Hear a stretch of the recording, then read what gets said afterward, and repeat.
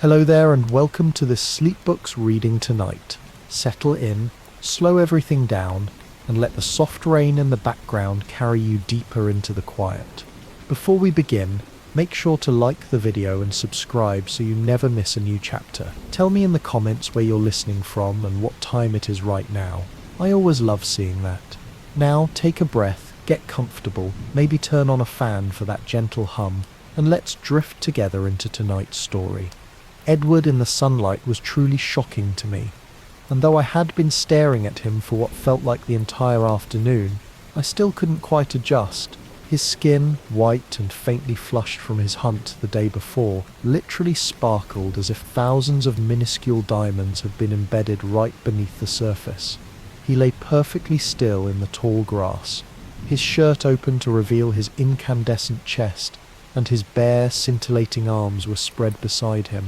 His eyelids, glistening and pale lavender, were shut, even though I knew sleep was impossible for him, leaving him looking like a flawless statue carved from some unknown glittering stone. Sometimes his lips would move so fast they seemed to simply tremble, but when I asked, he murmured that he was singing to himself, a sound too low and quick for my human ears to catch. I liked the sun too, though the air felt a little damp for my personal comfort. I wanted to lie back and let the warmth settle over my face as he did, but I stayed curled up, chin resting on my knees, unable to take my eyes away from his magnificent form. The wind moved gently, tangling my hair and lightly ruffling the wild grass that swayed around his unnaturally motionless body. The beautiful meadow that had initially seemed so spectacular now paled completely next to his blinding presence. Hesitantly, always afraid he might vanish like some mirage too beautiful to actually be real, I reached out a single finger and stroked the back of his shimmering hand. It lay just within my reach, and I marvelled again at the perfect satin texture, cool and smooth like marble. When I looked up, his eyes were open and watching me. They were butterscotch, lighter and warmer now that he had recently fed. His quick smile turned up the corners of his perfect lips, and he asked, his soft voice filled with curiosity, if I was still scared of him. I told him I was no more scared than I was on any normal day, and he smiled wider then, his teeth flashing brilliantly in the afternoon sun. I inched closer to him, stretching out my entire hand this time, tracing the smooth contours of his forearm with the very tips of my fingers. I could see my fingers tremble, a detail I knew would not escape his notice, but I asked if he minded when his eyes gently closed again. "No," he whispered, without opening them. "You truly cannot imagine how that touch feels to me." He let out a slow sigh. I trailed my hand lightly across the perfect cold muscles of his arm, following the faint blue pattern of the veins inside the crease of his elbow. With my other hand, I reached to turn his hand over, and he instantly granted my wish, flipping his palm up in one of those blindingly fast, disconcerting movements. It startled me, and my fingers froze against his arm for a quick second before he murmured an apology. I saw his golden eyes close again, and he admitted softly that it was too easy for him to be his true self when I was near. I lifted his hand, turning it gently this way and that as I watched the sunlight glitter across his palm. I held it closer to my face, trying desperately to see the hidden facets that made his skin shine. Then he whispered, asking me to tell him what thoughts were running through my mind, his eyes watching me intensely. He said it was still so strange for him not to know what I was thinking. I reminded him that the rest of us felt that way all the time, and he replied that it must be a hard life, a hint of regret in his tone. He still pressed me to tell him my thoughts. I admitted that I was wishing I could know what was in his mind, and then I hesitated. When he pressed for more, I told him I was wishing I could truly believe he was real, and that I wasn't so afraid. "I don't want you to be afraid," he murmured in reply, his voice so soft, and I heard the truth he could not say aloud, that I didn't need to be afraid, that there was nothing to fear from him. I clarified that I wasn't talking about the most obvious danger, though that was certainly something I thought about often. So quickly that I almost missed the movement. He was half sitting up, propped on his right arm, his left palm still resting in my hands. His angelic face was only a few inches from mine, and I should have flinched away from the unexpected closeness, but I was unable to move. His golden eyes completely mesmerized me, and he whispered intently, asking what I was truly afraid of then. I couldn't answer him. Just as I had once before, I inhaled his cool breath and smelled the sweet, delicious scent that made my mouth instinctively water. Instinctively, and without thinking, I leaned even closer to him, inhaling the intoxicating fragrance. Then he was gone. His hand was ripped from mine, and in the time it took my eyes to focus, he was 20 feet away, standing in the deep shade of a huge fir tree at the edge of the meadow. He stared at me, his eyes dark in the shadows, his expression completely unreadable. I could feel the shock and hurt on my own face, and my empty hands stung slightly. "I'm sorry, Edward," I whispered, knowing he could hear the slightest sound. He called back, just loud enough for my less sensitive ears, that he needed a moment. I sat very still. After 10 incredibly long seconds, he walked back slowly, which was fast for any human. He stopped several feet away, sinking gracefully to the ground with his legs crossed. His eyes locked on mine. He took 2 deep breaths, then offered a small, apologetic smile. "I am so very sorry," he began, and then paused. He asked if I would understand if he tried to excuse it by saying he was only human, and I nodded, unable to quite manage a smile at his attempt at a joke. Adrenaline pulsed through my veins as the true realization of the danger slowly sank in, and he must have smelled that from where he sat. His smile instantly turned mocking. "I'm the world's best predator, aren't I?" he asked bitterly. He listed how everything about him invited me in. His voice, his perfect face, even his scent, asking what need he had for any of those features. Unexpectedly, he was suddenly on his feet, bounding away, instantly out of sight, only to reappear beneath the same tree, having circled the entire meadow in less than half a second. "As if you could outrun me," he laughed, the sound hollow. He reached up one hand and with a deafening crack, he effortlessly ripped a 2-foot thick branch from the trunk of the massive spruce. He balanced it for just a moment in that single hand, then threw it with blinding speed, shattering it against another huge tree that shook and trembled from the violent blow. Then he was instantly standing right in front of me again, only 2 feet away, as still and cold as stone. "As if you could fight me off," he said very gently. I sat perfectly still, more terrified of him in that moment than I had ever been. I had never seen him so completely stripped of his carefully cultivated facade. He had never been less human, yet he was somehow more beautiful than ever. My face was ashen, and my eyes wide, and I sat like a small bird locked in the gaze of a snake. His lovely eyes seemed to glow with a rash excitement, but as the moments passed, that intensity dimmed. His expression slowly folded into a deep mask of ancient sadness. "Don't be afraid," he murmured, his velvet voice unintentionally seductive. He promised and then swore that he would not hurt me, seeming more concerned with convincing himself than he was with convincing me. "Don't be afraid," he whispered again as he stepped closer, moving with exaggerated, deliberate slowness. He sat down sinuously, his movements unhurried until our faces were on the same level, only a foot apart. "Please forgive me," he said formally, explaining that he could control himself, but that I had simply caught him off guard. He reassured me that he was on his best behavior now. He waited, but I still could not speak a word. Then he tried to lighten the mood with a wink, claiming he wasn't thirsty today, honestly. At that I had to laugh, though the sound was shaky and breathless. "Are you all right?" he asked tenderly, slowly and carefully reaching out to place his cool marble hand back into mine. I looked at his smooth, cold hand, and then up at his eyes, which were soft and repentant.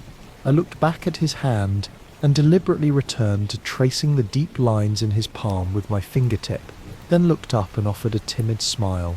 His answering smile was dazzling. "So where were we before my rude behavior?" he asked, using the gentle cadences of an earlier century. I told him honestly that I couldn't remember anything at all. He smiled, but his face was still shadowed with shame. I think we were discussing why you were afraid, besides the very obvious reason," he reminded me. "Oh, right," I said. He waited patiently. I looked down at his hand and doodled aimlessly across his smooth, iridescent palm while the seconds ticked by. "How easily frustrated I am," he sighed. I looked into his eyes, abruptly realizing that this situation was every bit as new and difficult for him as it was for me. For all his unfathomable years of experience, this was hard for him too, and I took courage from that thought. "I was afraid," I finally admitted, "because for obvious reasons, I knew I couldn't stay with him permanently. I was afraid that I would like to stay with him, far more than I should allow myself to feel." I looked down at our hands as I spoke, finding the words difficult to say aloud. "Yes," he agreed slowly. "That is certainly something to be afraid of indeed, wanting to be with me. That's really not in your best interest." I frowned slightly. "I should have left a long time ago," he sighed. "I should leave right now, but I truly don't know if I can do it." I mumbled pathetically that I didn't want him to leave, still staring down at his hands. "Which is precisely why I should," he said. "But don't worry, I am essentially a selfish creature. I crave your company far too much to do what would be right." I was glad to hear him say that. "Don't be." He withdrew his hand, though gently this time, and his voice was harsher than usual. Harsh for him, yet still more beautiful than any human voice. His sudden mood changes left me constantly a step behind, feeling dazed. "It's not only your company I crave. Never forget that truth. Never forget I am more dangerous to you than I am to anyone else on earth." He stopped, and I watched him gazing unseeingly into the shadowy forest. I thought about his words for a moment. "I don't think I understand exactly what you mean by that last part anyway," I admitted. He looked back at me and smiled, his mood shifting yet again. "How do I explain it to you?" he mused. "And without frightening you again?" Without seeming to consider it, he placed his hand back into mine, and I held it tightly in both of mine. He looked down at our clasped hands. "That's amazingly pleasant. The warmth," he sighed. A moment passed as he gathered his thoughts before beginning his analogy. He asked if I knew how everyone enjoyed different flavors, like how some people prefer chocolate ice cream, while others prefer strawberry. I nodded, and he apologized for the food comparison, saying he couldn't think of another way to explain it. I smiled, and he smiled ruefully back. He explained that every human person smells different, possessing a different essence. He compared it to locking a recovering alcoholic in a room full of stale beer. They could resist it if they wished to remain sober, but if that same room were filled with a glass of 100-year-old brandy, the rarest, finest cognac, and the warm aroma filled the entire space, he asked how that person would fare then. We sat silently, looking into each other's eyes, trying to read the thoughts hidden behind our faces. He broke the silence first, musing that perhaps the brandy comparison was too weak, suggesting he should have made the alcoholic a heroin addict instead. "So what you're saying is, I'm your brand of heroin?" I teased, trying to lighten the moment.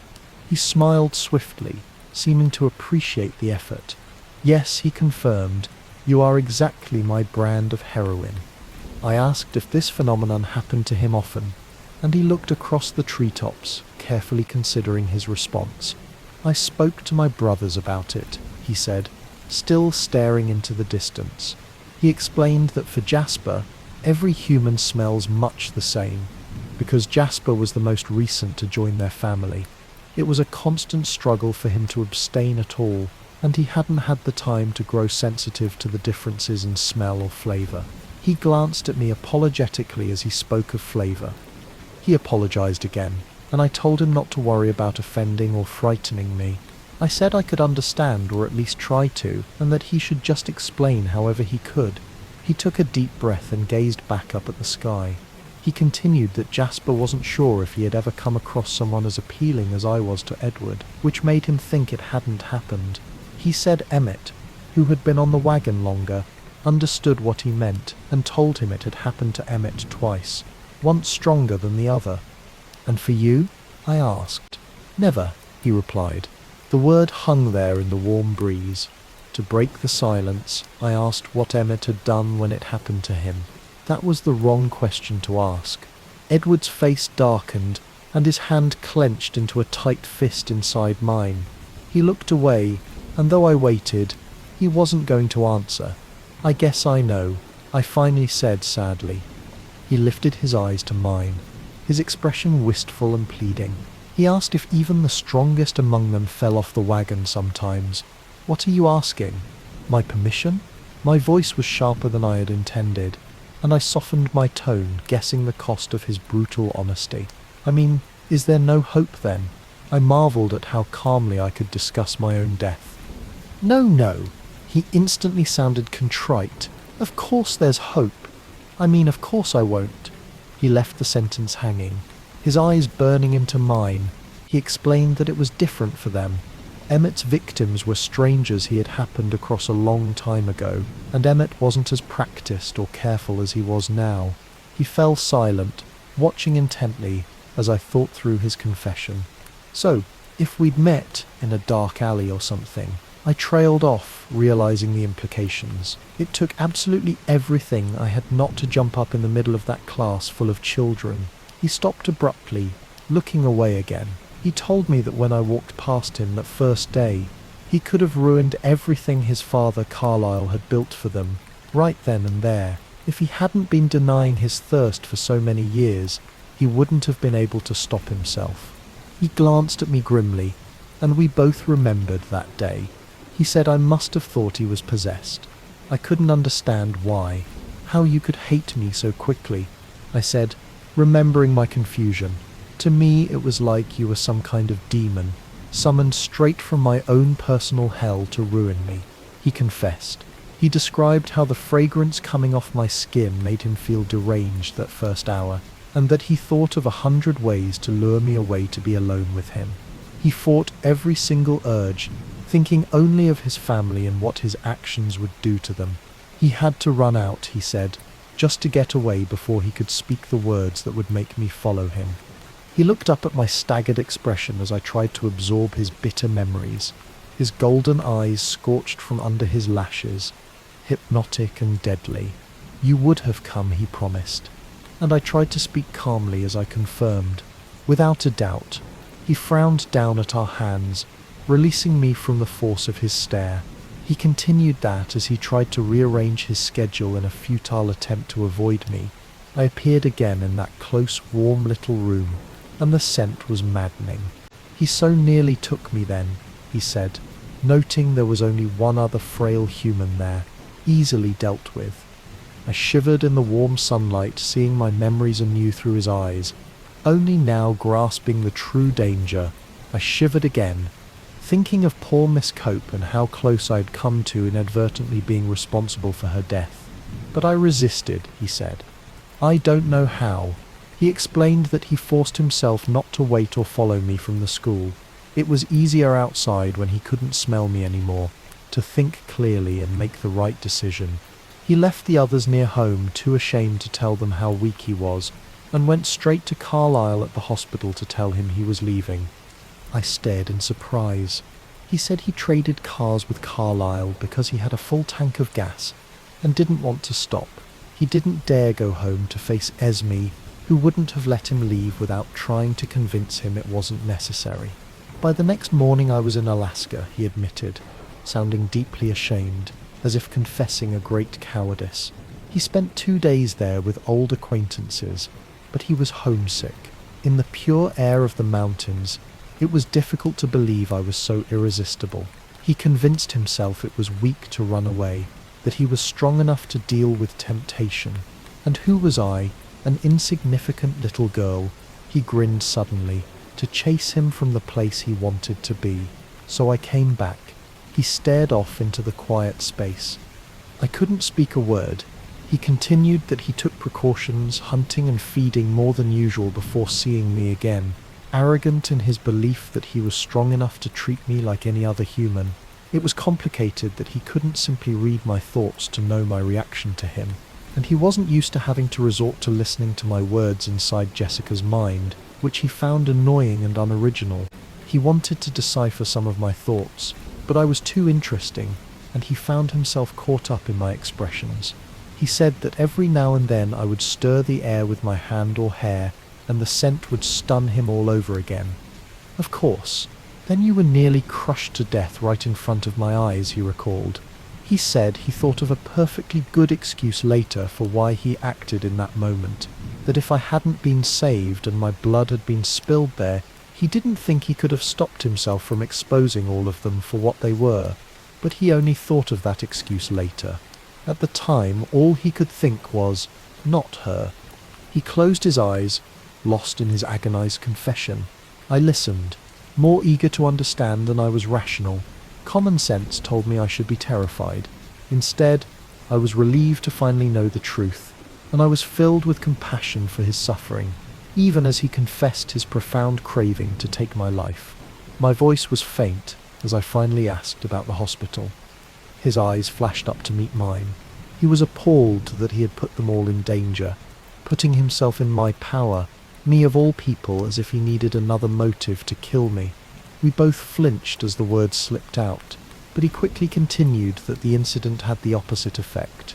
He fought with Rosalie, Emmett, and Jasper when they suggested that now was the time, saying it was the worst fight they had ever had. Carlyle and Alice had sided with him. He grimaced when he said Alice's name, and I couldn't imagine why. Esme told him to do whatever he had to do in order to stay, and he shook his head indulgently at the memory. All the next day, he said, he eavesdropped on the minds of everyone I spoke to, shocked that I had kept my word about what I saw. He didn't understand me at all, but he knew he couldn't become more involved with me, and he did his very best to stay as far away as possible. He confessed that every day the perfume of my skin, my breath and my hair hit him, as hard as it did on the very first day. He met my eyes again, and they were surprisingly tender. And for all that, he continued, I'd have fared better if I had exposed us all at that first moment, than if now here, with no witnesses and nothing to stop me, I were to hurt you. I was human enough to have to ask, why? Isabella, he pronounced my full name carefully, then playfully ruffled my hair with his free hand. A shock ran through my body from his casual touch. Bella, I couldn't live with myself if I ever hurt you. You don't know how it's tortured me, he said, looking down ashamed again. He explained that the thought of me still, white and cold, never seeing me blush scarlet again, never seeing that flash of intuition in my eyes when I saw through his pretenses, would be absolutely unendurable. He lifted his glorious, agonized eyes to mine and declared, You are the most important thing to me now. The most important thing to me ever. My head was spinning at the speed of the shift in our conversation. From discussing my imminent demise, we were suddenly declaring ourselves to each other. He waited, and even though I looked down to study our hands, I knew his golden eyes were fixed on my face. You already know how I feel, of course. I finally said, I'm here, which, roughly translated, means I would rather die than stay away from you. I frowned and confessed, I'm an idiot. You are an idiot, he agreed with a laugh. Our eyes met, and I laughed too. We laughed together at the sheer impossibility of the moment and the idiocy of us both. And so the lion fell in love with the lamb, he murmured. I looked away, thrilled by the word and hiding my eyes. What a stupid lamb, I sighed. What a sick, masochistic lion, he countered. He stared into the shadowy forest for a long moment, and I wondered where his thoughts had taken him. Why? I began, pausing because I wasn't sure how to phrase the question. He looked at me and smiled, the sunlight glinting off his beautiful face and his teeth. Yes, he prompted. Tell me why you ran from me before, I insisted. No, I mean exactly what did I do wrong? I'll have to be on my guard, you see. So I better start learning what I shouldn't do. This, for example, I stroked the back of his hand, seems to be all right. He smiled again. You didn't do anything wrong, Bella. It was all my fault. But I want to help if I can to not make this harder for you, I pleaded. Well, he contemplated for a moment. He said it was simply how close I was. Most humans instinctively shy away from them, repelled by their alienness, and he wasn't expecting me to come so near. He paused, looking to see if he had upset me, and added, "And the smell of your throat." "Okay then," I said flippantly, trying to alleviate the sudden tension, and I tucked my chin slightly. No throat exposure. It worked. He laughed. "No, really, it was more the surprise than anything else," he explained. He raised his free hand and placed it gently on the side of my neck. I sat very still, the chill of his touch a natural warning, but there was no fear in me, only a flood of other complicated feelings. "You see," he said, "perfectly fine." My blood was racing, and I wished I could slow it down, sensing that the rapid thudding of my pulse in my veins must make everything more difficult for him. He certainly must have been able to hear it. "The blush on your cheeks is lovely," he murmured. He gently freed his other hand, and my hands fell limply into my lap. He softly brushed my cheek, then held my face between his two marble hands. "Be very still," he whispered, as if I wasn't already frozen in place. Slowly, never once moving his eyes from mine, he leaned toward me. Then abruptly, but very gently, he rested his cold cheek against the hollow at the base of my throat. I was completely unable to move, even if I had desperately wanted to. I listened to the sound of his even breathing, watching the sun and wind play in his bronze hair, the most human part of him. With deliberate slowness, his hands slid down the sides of my neck. I shivered, and I heard him catch his breath, but his hands didn't pause as they softly moved to my shoulders and then stopped. His face drifted to the side, his nose skimming across my collarbone, and he came to rest with the side of his face pressed tenderly against my chest. He was listening to my heart. "Ah," he sighed. "I don't know how long we sat like that without moving. It could have been hours." Eventually the wild throb of my pulse quieted, but he didn't move or speak again as he held me. I knew that at any moment this could be too much for him, and my life could end so swiftly I might not even notice. Yet I couldn't make myself feel afraid. I couldn't think of anything at all, except that he was finally touching me. Then, too soon, he released me. His eyes were peaceful as he said, "It won't be so hard again." I asked him if that had been very hard for him. "Not nearly as bad as I imagined it would be," he replied with satisfaction. "And you?" "No, it wasn't bad. For me," I said. He smiled at my deliberate inflection. "You know what I mean," he said, and I smiled back. "Here," he said, taking my hand and placing it against his cheek. "Do you feel how warm it is?" His usually icy skin was almost warm, but I barely noticed because I was actually touching his face, something I'd dreamed of constantly since I first saw him. "Don't move," I whispered. No one was as still as Edward. He closed his eyes and became completely immobile, a marble carving beneath my hand. I moved even more slowly than he had, careful not to make a single unexpected move. I caressed his cheek, delicately stroked his eyelid, and the purple shadow in the hollow under his eye. I traced the shape of his perfect nose, and then, so carefully, his flawless lips. His lips parted slightly under my hand, and I could feel his cool breath on my fingertips. I wanted to lean in, to inhale his scent, so I quickly dropped my hand and leaned away instead, not wanting to push him too far past his control. He opened his eyes, and they were hungry, not in a way that made me fear, but in a way that tightened the muscles in the pit of my stomach and sent my pulse hammering through my veins once more. "I wish," he whispered, "I wish you could feel the complexity, the confusion. I feel that you could fully understand." He raised his hand to my hair, then carefully brushed it across my face. "Tell me," I breathed.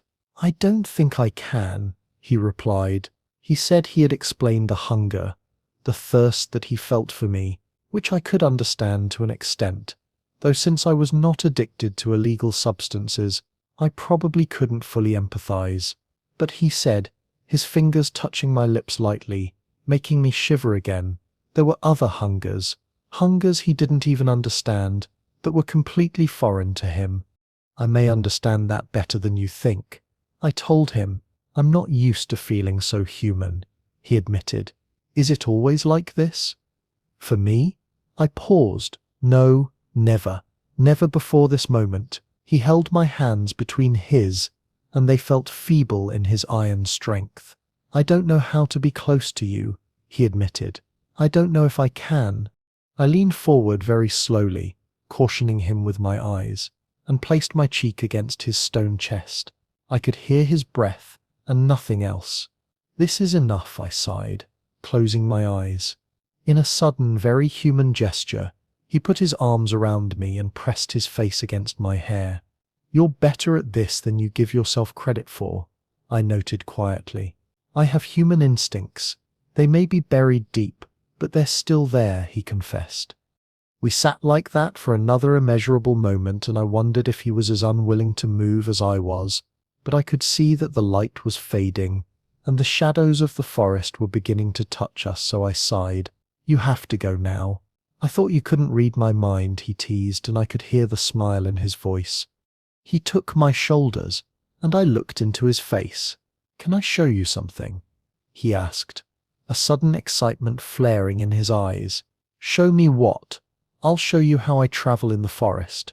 He saw my expression and quickly reassured me. Don't worry, you'll be very safe, and we'll get to your truck much faster. His mouth twitched up into that beautiful crooked smile that nearly stopped my heart. Will you turn into a bat? I asked him warily. He laughed, louder than I had ever heard him before. Like I haven't heard that one before. Right, I'm sure you get that all the time, I countered. Come on, little coward. Climb on my back. I waited to see if he was joking, but he apparently meant it. He smiled as he read my hesitation, and reached for me. My heart reacted instantly. Even though he couldn't hear my thoughts, my pulse always betrayed me. He then proceeded to sling me onto his back with very little effort, and once in place, I clamped my legs and arms so tightly around him that it would have choked a normal person. It felt like clinging to stone. I'm a bit heavier than your average backpack, I warned. Ha, he snorted, and I could almost hear his eyes rolling. I had never seen him in such high spirits before. He startled me by suddenly grabbing my hand, pressing my palm to his face, and inhaling deeply. Easier all the time, he muttered. And then he was running. If I had ever feared death before in his presence, it was nothing compared to the way I felt now. He streaked through the dark, thick underbrush of the forest like a bullet, like a ghost. There was absolutely no sound, no evidence that his feet even touched the earth. His breathing never changed, never indicating any effort, but the trees flew by at deadly speeds, always missing us by mere inches. I was too terrified to close my eyes, even though the cool forest air whipped against my face and burned them. I felt as if I were sticking my head out the window of a moving airplane, and for the first time in my life I felt the dizzy faintness of true motion sickness. Then it was suddenly over. We had hiked for hours that morning to reach Edward's Meadow, and now, in a matter of only a few minutes, we were back at my truck. Exhilarating, isn't it? His voice was high and excited. He stood motionless, waiting for me to climb down. I tried, but my muscles refused to respond. My arms and legs stayed locked around him while my head spun uncomfortably. Bella? He asked. Anxious now. I think I need to lie down. I gasped weakly. Oh, sorry. He waited, but I still couldn't move. I think I need help, I admitted. He laughed quietly and gently unloosened my frantic stranglehold on his neck. There was no resisting the iron strength of his hands. He pulled me around to face him, cradling me in his arms like a small child. He held me for a moment, then carefully placed me on the springy ferns. How do you feel? He asked with concern. I couldn't be sure how I felt when my head was spinning so crazily. Dizzy, I think. Put your head between your knees, he instructed. I did that, and it helped a little. I breathed in and out slowly, keeping my head completely still, and I felt him sitting right beside me. The moments passed, and eventually I found that I could raise my head, though there was a hollow ringing sound in my ears. I guess that wasn't the best idea, he mused. I tried to be positive, but my voice was weak. No, it was very interesting. You're as white as a ghost. No, you're as white as me, he countered. I think I should have closed my eyes, I suggested. Remember that next time, I groaned. He laughed, his radiant mood still completely intact. Show off, I muttered. Open your eyes, Bella, he said quietly. And he was right there, his beautiful face so close to mine. His stunning beauty stunned my mind. It was an excess too much to ever grow accustomed to. I was thinking. While I was running, he paused. About not hitting the trees, I hope. Silly Bella, he chuckled. Running is second nature to me. It's not something I have to think about. Show off, I muttered again. He smiled. No, he continued. I was thinking there was something I wanted to try, and he took my face in his hands once more. I couldn't breathe. He hesitated, not in the normal way a man might hesitate before he kissed a woman to gauge her reaction or prolong the moment. Edward hesitated to test himself, to make sure this was safe, to ensure he was still in complete control of his need. And then his cold marble lips pressed very softly against mine. What neither of us was prepared for was my response. Blood boiled beneath my skin, burning in my lips. My breath came in a wild gasp, and my fingers knotted in his bronze hair, clutching him closer to me.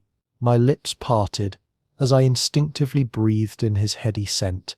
Immediately I felt him turn to unresponsive stone beneath my mouth. His hands gently, but with an irresistible force, pushed my face back away from his. I opened my eyes and saw his guarded, careful expression. Oops, I breathed. That's an understatement. His eyes were wild, his jaw clenched in acute restraint, yet he did not lapse from his perfect articulation. He held my face only inches from his, dazzling my eyes. Should I? I tried to disengage myself to give him some desperately needed space. His hands refused to let me move so much as an inch. No, it's tolerable.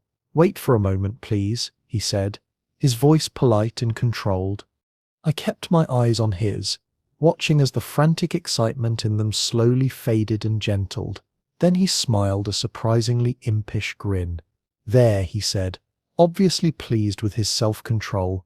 Tolerable, I asked. He laughed aloud. I'm stronger than I thought. It's nice to know. I wish I could say the same. I'm sorry, I told him. You are only human after all, he replied. Thanks so much, I said, my voice sharp with sarcasm. He was on his feet in one of his lithe, almost invisibly quick movements. He held out his hand to me, an unexpected gesture, since we usually maintained a standard of careful non-contact. I took his icy hand, needing the support more than I thought. My balance had still not returned. Are you still faint from the run? Or was it my kissing expertise? How light-hearted and human he seemed as he laughed now, his seraphic face untroubled. He was a different Edward than the one I had known, and I felt all the more utterly besotted by him. It would cause me physical pain to be separated from him now. I can't be sure. I'm still woozy. I managed to respond. I think it's some of both, though. Maybe you should let me drive, he suggested. Are you insane? I protested. I can drive better than you on your best day, he teased. You have much slower reflexes. I'm sure that's true, but I don't think my nerves or my truck could take it. Some trust, please, Bella. My hand was in my pocket, curled tightly around the key. I pursed my lips, deliberated for a long moment, then shook my head with a tight grin. Nope, not a chance. He raised his eyebrows in disbelief. I started to step around him, heading for the driver's side. He might have let me pass if I hadn't wobbled slightly, but his arm created an inescapable snare around my waist. Bella, I've already expended a great deal of personal effort at this point to keep you alive, he quoted with a chuckle. I'm not about to let you behind the wheel of a vehicle when you can't even walk straight. Besides, friends don't let friends drive drunk. I could smell the unbearably sweet fragrance coming off his chest. Drunk? I objected. "You're intoxicated by my very presence," he said, flashing that playful smirk again. "I can't argue with that," I sighed. There was no way around it. I couldn't resist him in anything. I held the key high, dropped it, and watched his hand flash like lightning to catch it soundlessly. "Take it easy. My truck is a senior citizen." "Very sensible," he approved. "And are you not affected at all?" I asked, irked by his composure. "By my presence?" Again his mobile features transformed, his expression becoming soft and warm. He didn't answer at first, he simply bent his face to mine and brushed his lips slowly along my jaw, from my ear to my chin, back and forth. I trembled beneath his touch. "Regardless," he finally murmured, "I have better reflexes."